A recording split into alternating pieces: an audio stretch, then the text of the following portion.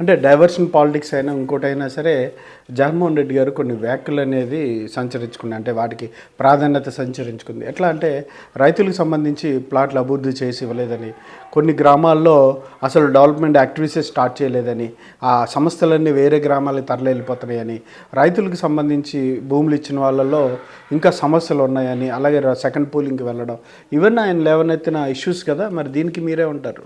మొదట ఆయన చెప్పిన ఏంటంటే ఖర్చుతో కూడుకున్న విషయాన్ని మావిగన్ అని ఆయన చెప్పిన దాంట్లోనే ఆయన ఏమన్నా అంటే మచిలీపట్నం నుంచి గుంటూరు దాకా 110 కిలోమీటర్ల హైవే అటు చేయొచ్చు అని అన్నాడు.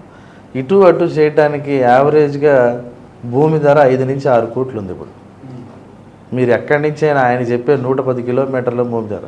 అండ్ ఇంకొకటి ఏంటంటే హైవేకి అటు చేసుకుంటే లోపల వాళ్ళ పరిస్థితి ఏంటి, ఆ భూములు ఎలా డెవలప్ అవ్వాలి, వాళ్ళకి దారులు ఎలా వెళ్ళాలి, వీళ్ళు ఇలాగే ఆపేసుకుంటే హైవే పక్కన ఉన్నవాళ్ళు వెనకాల ఒక 100 ఎకరాలు 120 ఎకరాలు ఉంది, వాటిని ఎలా డెవలప్ చేయాలి. ఆయన చెప్పిన 5-6 కోట్లు 110 కిలోమీటర్లు ఎంత బడ్జెట్ అవుతుంది, దాన్ని సమీకరించాలా సేకరించాలా ఆయన కూడా ఆలోచించుకోవాలిగా. సేకరణకి వెళ్తే యావరేజ్గా అందరూ కోఆపరేట్ చేస్తారా? ఆయన ఏమంటాడు, నాకు హైవేకి దారి ఉందని చెప్పి హైవే పక్కన ఉన్న పొలం ఆయన ఏమంటాడు, నేను కోర్టుకి వెళ్తాను అంటాడు. అదన్నీ సాధ్యపడే విషయమేనా? అది సాధ్యపడే విషయమే కాదు అసలు. ఇది రెండోది, ఇంత ఖర్చు చేస్తున్నారు అంత ఖర్చు చేస్తున్నారనే కాదు, ఖర్చు అనేది సెల్ఫ్ సస్టైన్డ్ ఫైనాన్షియల్ ప్రాజెక్ట్ అని మేము చెప్తున్నాము.